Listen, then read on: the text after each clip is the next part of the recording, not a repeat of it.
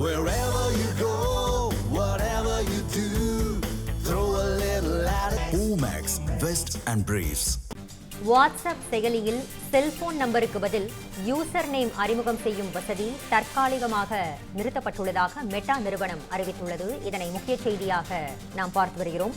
இது பற்றிய விரிவான தகவல்களை வழங்குவதற்காக நமது சிறப்பு செய்தியாளர் கவியரசன் இணைகிறார். கவியரசன், இது குறித்த முழு விவரங்களையும் பதிவு பண்ணுங்கள். வாட்ஸ்அப்பை பொறுத்த வரைக்கும் இன்னைக்கு தேதிக்கு அதை யூஸ் பண்ணாதவங்க இந்தியாவில் ரொம்ப ரொம்ப குறைவு. அதாவது நெட்டை படித்தவர்கள் தொடங்கி படிப்பில் குறைவாக இருக்கவங்க வரைக்கும், அதாவது குறைவாக படித்தவர்கள் வரைக்கும் பல பேர் அதை யூஸ் பண்ணிட்டு இருக்கிறாங்க.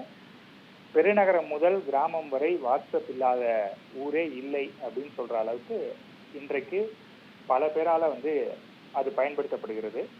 அவங்களுடைய டேட்டா படி இந்தியாவில் மட்டும் 50 கோடி பேர் வாட்ஸ்அப்பை பயன்படுத்துகிறாங்க அப்படின்னு சொல்லியிருக்கிறாங்க.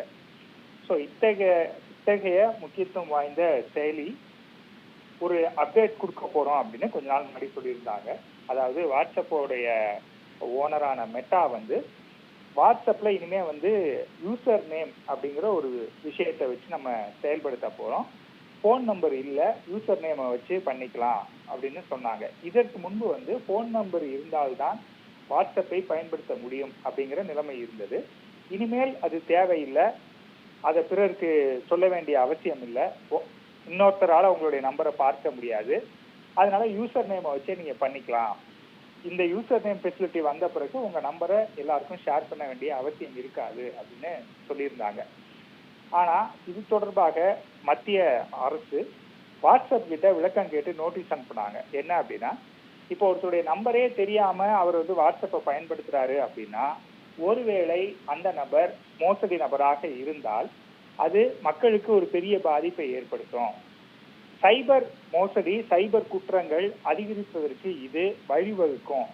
அதனால இதை எப்படி நீங்க கொண்டு வர்றீங்க அப்படின்னு வாட்ஸ்அப்புக்கு நோட்டீஸ் கொடுக்குறாங்க. இதே போல டெலிகிராமுக்கு ஒரு நோட்டீஸ் கொடுக்கப்படுகிறது. அதுல ஏற்கனவே அந்த யூசர் நேம் ஃபெசிலிட்டி அதுல இருக்குது. அதனால நீங்களும் இதுக்கு விளக்கம் தரணும் அப்படின்னு அவங்களுக்கும் நோட்டீஸ் கொடுக்குறாங்க. இதுல நம்ம முக்கியமா கவனிக்க வேண்டிய விஷயம், சமீபத்துல நீட் தேர்வினுடைய கொஸ்டின் பேப்பர் டெலிகிராம் மூலமாகத்தான் பரப்பப்பட்டது. அதனால நீட் தேர்வே ரத்து பண்ணிட்டு மறுதேர்வு நடத்த வேண்டிய நிலைமை ஏற்பட்டது. மேலும் டெலிகிராம் மூலமாக தான் இந்த திரைப்படங்கள் எல்லாம் ஷேர் பண்றாங்க. அந்த பைரசிக்கும் டெலிகிராம் பயன்படுத்துறாங்க.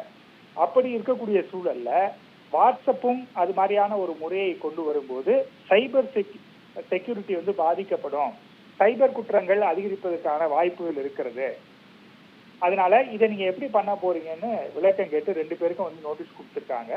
அப்புறம் வாட்ஸ்அப் தங்களுடைய ரிப்ளையை ஃபைல் பண்ணும்போது இதை நாங்க அமல்படுத்தணும் அப்படின்னாலும் கூட பாதுகாப்பு ஏற்பாடுகள்லாம் நாங்க பண்ணியிருக்கிறோம், பலகட்ட ஏற்பாடுகள் பின்னாடி இருக்கிறது, சைபர் மோசடிகளை தடுப்பதற்கு தேவையான நடவடிக்கைகளோடு தான் நாங்க இந்த சிஸ்டமை அமல்படுத்துவோம் அப்படின்னு சொன்னாங்க.